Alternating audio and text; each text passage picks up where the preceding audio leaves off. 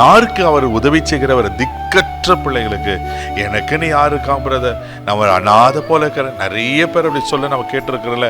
எனக்கு உதவி செய்கிற யாரும் இல்லை, என்னை தேற்றுவதற்கு யாரும் இல்லை, என்னை கன்சோல் பண்றதுக்கு யாரும் இல்லை, என்னை ஆற்றுவதற்கு, எனக்கு நல்வழிப்படுத்துவதற்கு, எனக்கு நல்ல ஆலோசனை கொடுக்கறதுக்கு யாரும் இல்லை.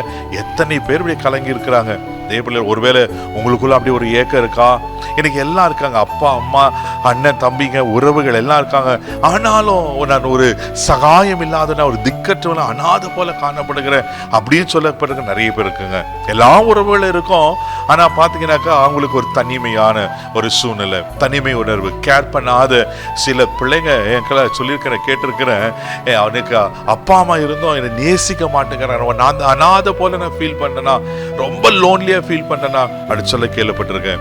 ஒருவேளை உங்க வாழ்க்கையில கூட அப்படியேப்பட்ட சூழ்நிலை இருக்கா? உங்களுக்கு சகாயம் பண்ண ஒரு ஆண்டவர் இருக்கிறார்.